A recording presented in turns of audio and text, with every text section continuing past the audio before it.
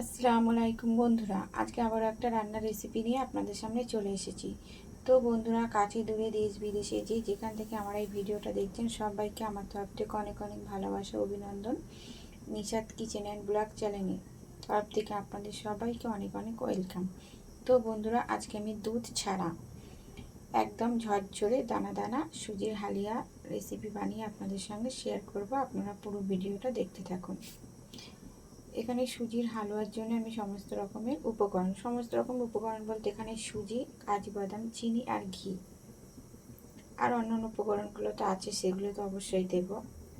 তো এখানে আমি কড়াটা আগে থেকেই বসিয়ে দিয়েছি আর কড়াটা গরম হয়ে গেছে। প্রথমে আমি শুকনো খোলায় সুজিটাকে একটু ভেজে নেব।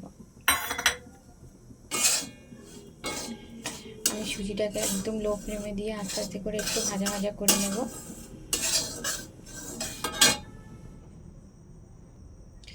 তো এটাকে আমি আস্তে আস্তে একদম লো ফ্লেমে সুজিটা একটু শুকনো খোলায় ভাজা ভাজা করে নিচ্ছি। কালারটাও খুব সুন্দর চলে এসেছে।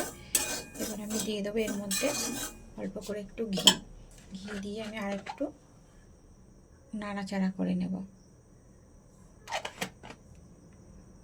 আর দিয়ে দেবো কাজু বাদাম। সব কিছু আর একটু ভালো করে ভাজা ভাজা করে নেব।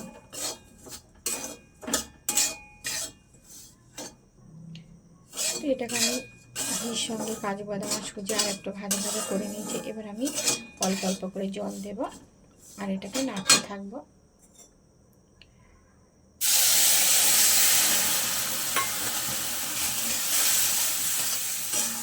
এখানে 1 বাটি সুজি নিয়েছি, আমি 2 বাটি জল ব্যবহার করব।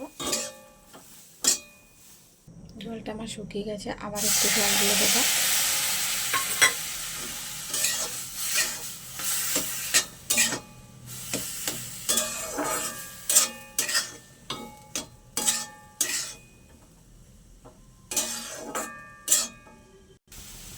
সুজিটা জল আমার অনেকটা টেনে নিয়েছে আর সুজিটা অনেকটা আমার বেড়ে গেছে। এই পর্যায়ে আমি দিয়ে দেবো চিনি।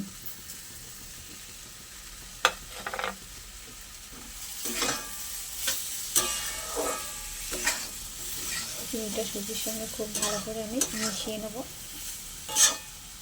আমি দিয়ে দেবো অল্প করে একটু লবণ, তাহলে মিষ্টির ভাবটা খুব ভালো খেতে হবে।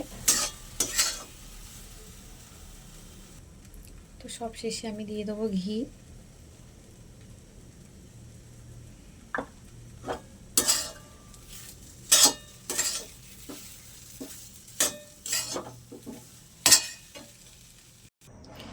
তো বন্ধুরা, একদম দুধ ছাড়া ঝরঝরে সুজির হালুয়া রেসিপি একদম রেডি। আমার রেসিপিটা যদি আপনাদের ভালো লেগে থাকে অবশ্যই লাইক, কমেন্ট, শেয়ার, সাবস্ক্রাইব করে আমার পাশে থাকবেন। তো বন্ধুরা, এটা যত ঠান্ডা হবে একদম ঝরঝরে হয়ে যাবে। আর আমার ভিডিওটা দেখার জন্য আপনাদের কাছে অনুরোধ রইল। তো বন্ধুরা, দেখা হচ্ছে অন্য কোনো রেসিপির সঙ্গে। ততক্ষণ আপনারা ভালো থাকবেন, সুস্থ থাকবেন আর সাবধানে থাকবেন। আজকের মতো আল্লাহ হাফেজ।